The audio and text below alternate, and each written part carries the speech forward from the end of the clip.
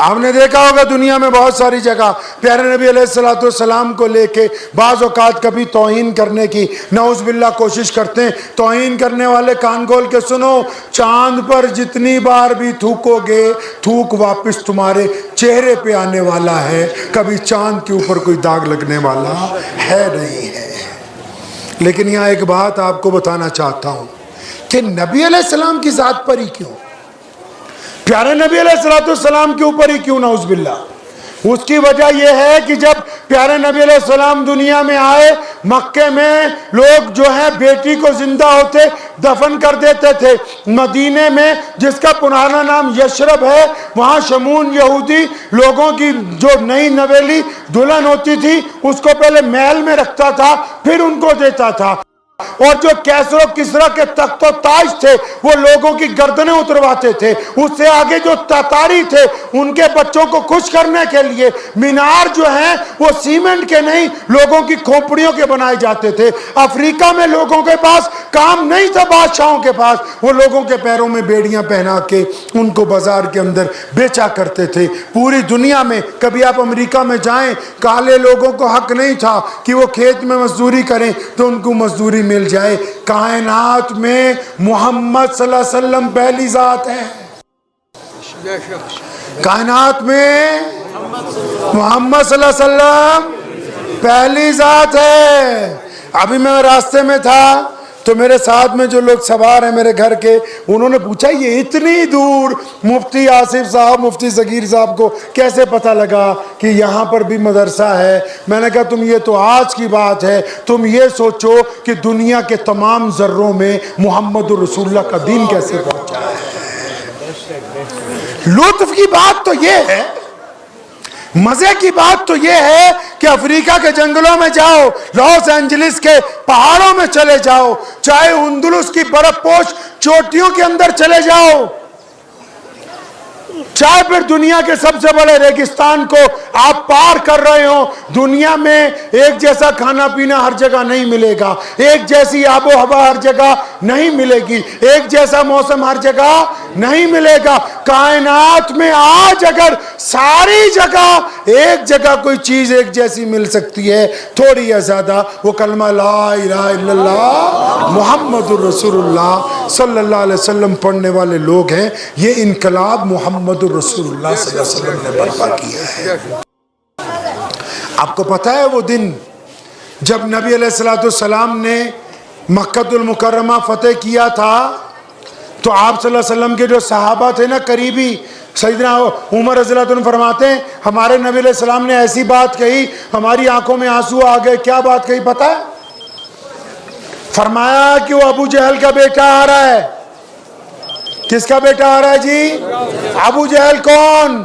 जिसने सारी जिंदगी नबी अलैहिस्सलाम को तकलीफ पहुंचाई, जिसने पत्थर मारे, जिसने जख्मी किया, जिसने नऊज़ुबिल्लाह जंगे मुसल्लत की। जब उसका बेटा ईमान कबूल करने आया तो सहाबा को कहते हैं देखना अबू जहल का बेटा आ रहा है ना, उसके बाप का नाम लेके उसको ताना न मारना। सहाबा की आंखों में आंसू आ गए। या रसूलल्लाह आप इतने प्यारे हैं, आप इतने करीम हैं, आप इतने शफीक हैं कि जिसने सारी जिंदगी तंग किया अब उसका बेटा आ रहा है, और बेटा भी वो जो नऊज़ुबिल्लाह आपके खिलाफ एक वक्त में लड़ता रहा, बेटा भी वो जो अपने बाप का सारी जिंदगी उसके गलत काम में साथ देता रहा। या रसूलल्लाह वो माफी मांगने आ रहा है, आप उसको भी माफ करने के लिए तैयार हैं। तो मेरे नबी अलैहिस्सलाम ने फरमाया था कि मैं दुनिया में बदले लेने के लिए नहीं आया हूं, लोगों को माफ करने के लिए आया हूं। क्या करने के लिए आए हैं? आप करते हैं माफ कभी किसी को? आप करते हैं कभी किसी को माफ? ये दीन हम तक पता कैसे पहुंचा? पता है आपको ये दीन हम तक कैसे पहुंचा? ये दीन ऐसे पहुंचा, बिलाल थे हबशी, बिलाल थे काले, बिलाल का जिस्म जो था मोटा था, बिलाल के कपड़े फटे हुए थे, बिलाल के पाँव में जूती नहीं थी, बिलाल के सर पर बंधी हुई दस्तार बिल्कुल गर्द आलूदा थी। नबी अलैहिस्सलाम के पास जब वो आए उन्होंने कलमा पढ़ा तो अबू बकर रज़ियल्लाहु अन्हु को बुलाया। अबू बकर शहजादे, बढ़िया कपड़े पहनते, खुशबू लगाते, अच्छे घर में रहते। जब दोनों को बुलाया, फरमाया इधर आओ, एक दूसरे का हाथ मिलाया, फिर गले मिला दिया। फरमाया अबू बकर, आज से बिलाल तुम्हारा भाई आ गया है, हम तुमको आपस में भाई बनाते। क्यों? अब मोहम्मदुर रसूलुल्लाह आ गए, अब दुनिया में कोई किसी को उसकी जात और रंग की वजह से बेइज्जत नहीं कर सकता है। ये मस्जिद शरीफ है ना, यहाँ अभी जब नमाज पढ़ने के लिए जाएंगे हम, अगर मैं लेट हो गया और एक दो रकात हो गई तो मुझको कहाँ जगह मिलेगी? जोर से बताओ, कहाँ जगह मिलेगी भाई? पीछे जगह मिलेगी ना। अगर और ज्यादा लेट हुआ और पीछे, और अगर बिल्कुल लेट पहुंचा तो जहां मुसलमानों ने जूतियां उतारी हैं, हमको उनको हटा के वहां नियत बांधनी होगी। ये मोहम्मदुर रसूलुल्लाह का दीन है। यहाँ कोई माइक का लाल चाहे जितनी मर्जी वजारत से लेके आ जाए, अगर वो नमाज में देर से आएगा, चाहे वो रियासत का वजीर आला ही क्यों ना हो, उसको पिछली सफ़ों में खड़ा होना होगा। ये खूबसूरती मोहम्मद रसूलुल्लाह के दीन के अंदर। ये बात नबी अलैहिस्सलाम ने अता फरमाई। वो कहा ना अल्लामा इकबाल ने, आगे आए लड़ाई में अगर वक्त नमाज, किबला रू हो के जमी बोस हुई कौम हिजाज, एक ही सब में खड़े हो गए महमूद और अयाज। ना कोई बंदा रहा ना कोई बंदा नवाज, बंदा साहिबो मोहताज जो खनी एक हुए, तेरी सरकार में पहुंचे तो सभी एक हुए। तो इस बात से समझ लीजिए, अगर आज कोई बंदा नमाज पढ़ रहा है ना, आज अगर आप मस्जिद में नमाज पढ़ रहे हैं ना, और खुदा न खास्ता आपके दिल में ये बात आ गई कि मुझसे पहले वो गरीब आदमी पसीने से शराबोर आगे नियत बांध के खड़ा है, अगर वो दाईं तरफ खड़ा है और आप जाते हो हट के सोच रहे हैं मैं बाईं तरफ चला जाऊंगा, जिस मर्जी मुफ्ती से फतवा ले लेना, तुम्हारा ईमान उस वक्त तक मुकम्मल नहीं हो सकता जब तक तुम मुसलमानों के कंधे से कंधा मिला के मस्जिद में नहीं खड़े होगे। अगर दिल के अंदर नफरत मौजूद है तो अल्लाह को नफरत करने वाले की इबादत करो। आपको पता है मस्जिद क्यों बनाई? आपको पता है ये बात मस्जिद क्यों बनाई भाई? इधर देखिए मेरी तरफ, आपको पता है मस्जिद क्यों बनाई? हाँ जी, इबादत के लिए। किस काम के लिए? नमाज के लिए। हाँ चाचा, पता है आपको मस्जिद क्यों बनाई? नमाज पढ़ने के लिए। आप लोगों को पता है कुछ भाई मस्जिद क्यों बनाई? अब सब लोग कहोगे नमाज के लिए। नमाज के लिए तो मस्जिद नहीं बनाई। नमाज तो हमने रास्ते में गाड़ी रोक के भी पढ़ी। नमाज तो आजकल लोग रेलगाड़ी में पढ़ते। नमाज तो हवाई जहाज में अपनी सीट पर बैठे हुए पढ़ते। नमाज तो रात को घर में भी पढ़ लेते। कितनी नमाजें हैं भाई? अरे बोलते रहे कितनी हैं? हम जलसा करने नहीं आए, बातें करने आए। कितनी नमाजें हैं? फजर, जोहर, असर, मगरिब, ईशा। लेकिन एक नमाज है जो इन सबसे सुपर है, उसको कहते हैं तहज्जुद की नमाज। तहज्जुद की नमाज कहाँ पढ़ते हैं भाई? घर पर। उसके लिए मस्जिद चाहिए? अरे बोलो, मस्जिद चाहिए? नहीं चाहिए। तहज्जुद की नमाज के लिए अजान चाहिए? नहीं चाहिए। तहज्जुद की नमाज के लिए इमाम चाहिए? नहीं चाहिए। पावरफुल नमाज के लिए न मस्जिद की जरूरत है, न इमाम की जरूरत है, न आपको अजान देने की जरूरत है। फिर इन 5 नमाजों में क्यों अजान दी जाती है? क्यों इमाम को रखा है? क्यों मस्जिद शरीफ जगह जगह बनाई है? क्यों बेहतरीन इंतजाम किया है? हम नबी अलैहिस्सलाम को पूछते हैं, या रसूलुल्लाह सल्लल्लाहु अलैहि वसल्लम हमको बताएं कि मस्जिद क्यों बनवा रहे हैं?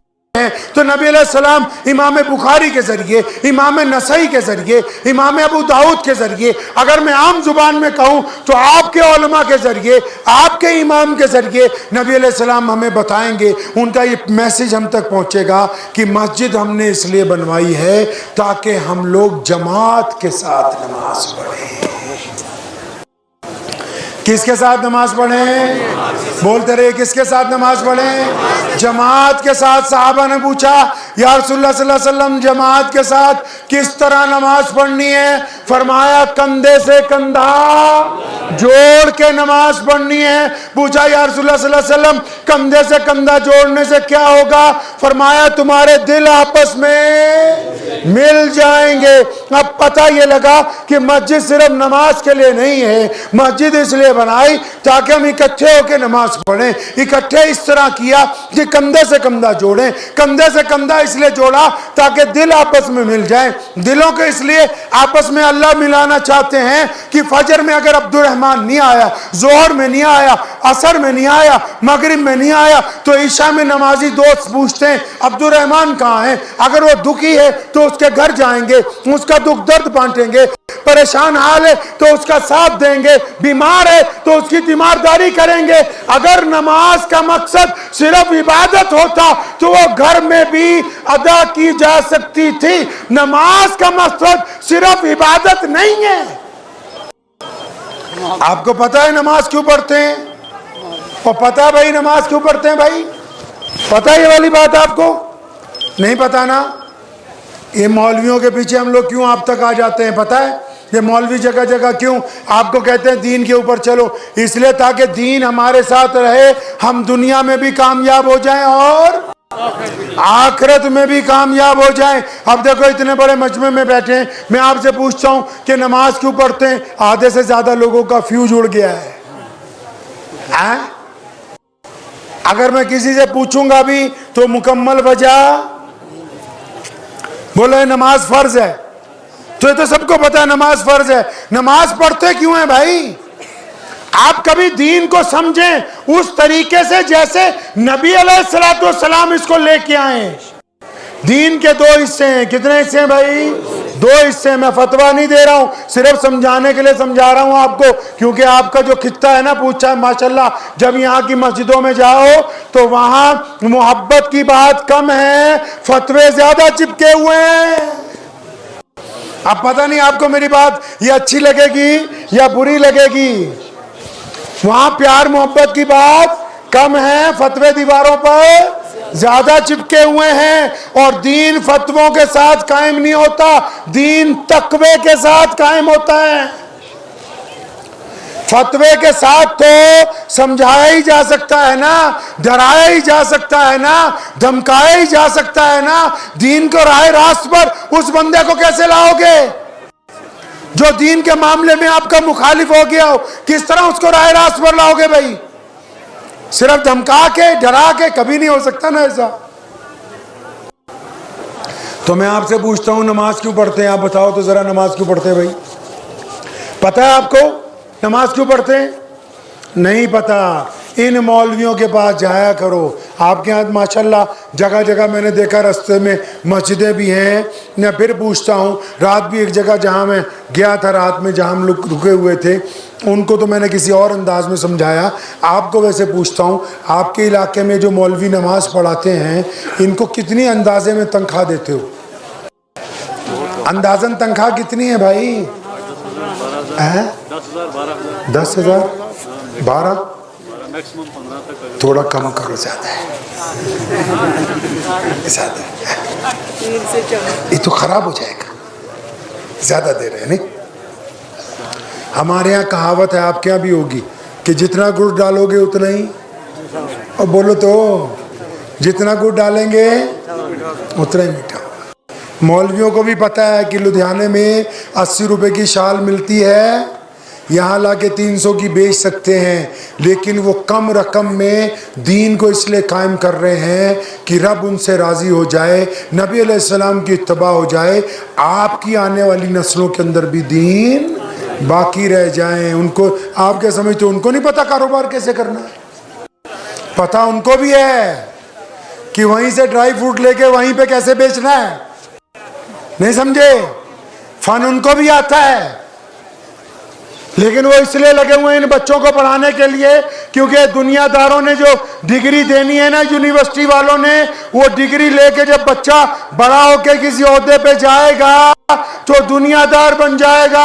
हम उस बच्चे को बचपन में कुरान इसलिए पढ़ा रहे हैं, हदीस इसलिए पढ़ा रहे हैं कि वो जब डिग्री लेके अफसर बने, जब वो डिग्री लेके डॉक्टर बने, जब डिग्री लेके इंजीनियर बने, तो उसको हलाल हराम की तमीज होनी चाहिए। वो अपने घर में हलाल के पैसे लेके आए, हराम के पैसे ना लेके आए। तो नमाज क्यों पढ़ते हैं? पता है क्यों पढ़ते हैं नमाज भाई? पता है आपको? नहीं पता।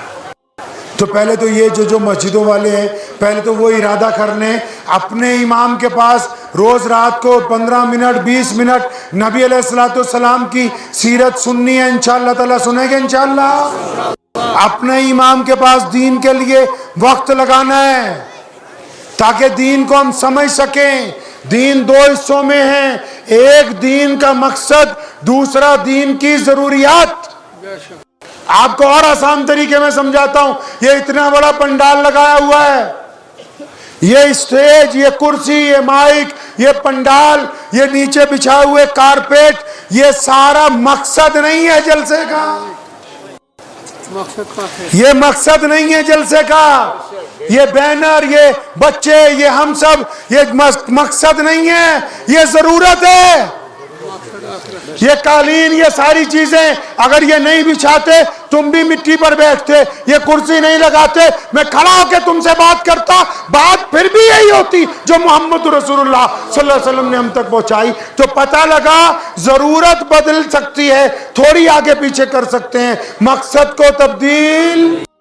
मकसद क्या था? मकसद ये था कि बच्चों को कुरान पढ़ाया है, मकसद ये था कि आप सब लोग आएंगे, मकसद ये था उलमा आएंगे, मकसद ये था कि अल्लाह की बात होगी, मकसद ये था मोहम्मद रसूलुल्लाह सल्लल्लाहु अलैहि वसल्लम की बात होगी, मकसद ये था दीन को पहचानेंगे। अब अगर ये सारा कुछ लगाते और जलसा नहीं करते तो ये सारी चीजें फायदेमंद होती भाई?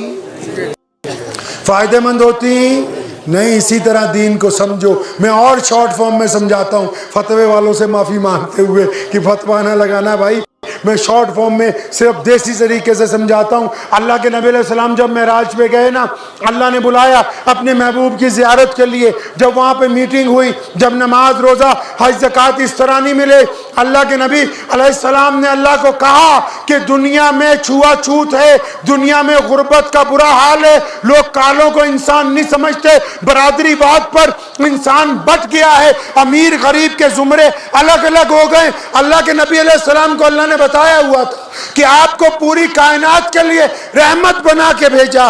तो जब ये बात हुई कि ऐसे लोगों की ज़रूरत है जो पूरी दुनिया में दीन पहुंचाएंगे, जो पूरी दुनिया में बराबरी लाएंगे, जो पूरी दुनिया में मोहब्बत बांटेंगे, पूछा या अल्लाह ऐसे लोग कहाँ से आएंगे? तो अल्लाह ने उस मकसद के लिए अल्लाह ने नबी अलैहिस्सलाम को नमाज अता फरमाई। क्या अता फरमाया? नमाज, रोजा, हज, ज़कात, नेक अमाल। कभी कुरान पढ़ा? इन्ना सलाता, पता है ना आपको? नहीं। अल्लाह फरमाते कुरान पाक में नमाज इसलिए तुम पर फर्ज कर दी गई ताकि तुम अब गंदी बातें करनी छोड़ दो, अच्छी बातें करने लगो। आप तो समझे लगे कि नमाज शायद इसलिए है कि अल्लाह ताला खुश हो रहे हैं। अल्लाह ने फरमाया नमाज इसलिए है कि जो मेरे आगे झुकेगा वो आज से गंदी बात नहीं करेगा, वो अच्छा इंसान बन जाएगा। अब पता लगा कि नमाज तो हम इसलिए पढ़नी शुरू की थी कि हम अच्छे बन जाएं। अब ठग भी नमाज पढ़ रहे हैं, चोर भी नमाज पढ़ रहे हैं, बेईमान भी नमाज पढ़ रहे हैं, हसद वाले भी नमाज पढ़ रहे हैं। क्यों? ये तो भूल ही गए भी नमाज किस लिए थी। अगर ये याद होता कि दिल में हसद लेके नमाज नहीं होगी तो हम पहले हसद खत्म करते। अगर ये पता होता कि बुराई लेके नमाज नहीं होती तो पहले बुराई खत्म करके मस्जिद के अंदर पैर रखते। अब क्योंकि वो वाला इस्लाम का हुक्म हमारे दिमाग से निकल गया, अब हम सोचते हैं भी नमाज ही पढ़नी है, साथ वाले नमाजी की भी बेइज्जती करनी है, मस्जिद में भी लीडरी करनी है। इसलिए नमाज के अंदर से लुत्फ जो है क्या है, खत्म हो गया। बुल्ले शाह का ना सुनिया तुसी? नहीं। और बुल्ले शाह का ना सुनिया? नहीं। और यार अद्धे तो ज़्यादा तुसी पंजाब आने हो सर्दियों च, नहीं? पंजाबी तकते पे नहीं, समझ आती नहीं थोड़ी बहुत? बुल्ले शाह का ना सुनिया नहीं भाई? और जोर दी कह दो सुनिया जी। हज़ूर सल्लल्लाहु अलैहि वसल्लम दे अहले बैत दे विचों दी नस्ल चों है बुल्ले शाह रहमतुल्लाह अलैह। की कीता? कुरान पाक दी एक आयत दा पंजाबी च तर्जुमा। किस गल दा? वो तुसी देखिया होना इत्थे भी लोग न्याज देते हैं ना जी। न्याज तो समझते हो नहीं? अरे भाई न्याज समझते हैं नहीं? हम लोग तो जो न्याज देते हैं ना माशाल्लाह, अपना बिरयानी, अपना कोरमा, अपना हलवा खुद ही। लेकिन अल्लाह ने भी न्याज देने के लिए कहा। बुल्ले शाह फरमाते हैं नमाज पढ़ी ते न्याज ना दिती, नमाज पढ़ी ते न्याज ना दिती, तेरिया किस कम पढ़िया नमाजा। आप कुरान की आयत पढ़िए, अराईत अल्लज़ी युकज़्ज़िबु, याद होगी आप सबको, पढ़िए अराईत अल्लज़ी फ़ज़ालिक अल्लज़ी। कभी मौलवियों ने पूछो तो सही, अल्लाह फरमाते हैं अराईत अल्लज़ी युकज़्ज़िबु बिद्दीन फ़ज़ालिक अल्लज़ी यदुल यतीम। फरमाया तू नमाज नहीं पढ़ रहा, क्यों या अल्लाह मैं क्यों नहीं नमाज सही तरह पढ़ रहा। फरमाया तू यतीम के मुंह में लुक़मा नहीं डालता है, तू सिर्फ नमाज ही पढ़ता है, तुझे पता ही नहीं कि मोहल्ले में बेवा कौन है, यतीम कौन है, मोहताज कौन है। हमने तो सोचा नमाज तो सिर्फ इसलिए है कि 20 लोग इकट्ठे होंगे, हमारे मसलक का इमाम होगा, हमारी बरादरी का इमाम ढूंढ के लाओ, हमारे मिजाज का इमाम ढूंढ के लाओ। जिस मर्जी मुफ्ती के पास चले जाना, यहाँ नियत बांधोगे नमाज हो जाएगी। इधर देखो मेरी तरफ, यहाँ नियत बांधोगे तो नमाज हो जाएगी, यहाँ बांधोगे तो नमाज हो जाएगी, यहाँ बांधोगे तब भी नमाज हो जाएगी, रफ़े दैन करोगे तब भी हो जाएगी, नहीं करोगे तब भी हो जाएगी। लेकिन अल्लाह और उसके रसूल सल्लल्लाहु अलैहि वसल्लम के हुक्म को तोड़कर अगर नमाज पढ़ोगे फिर नहीं हो सकती है। मुझे उम्मीद है कि आपको ये वीडियो पसंद आई होगी। अगर पसंद आई हो तो ये आप अपने दोस्तों के साथ शेयर करें और इस चैनल को सब्सक्राइब जरूर करें।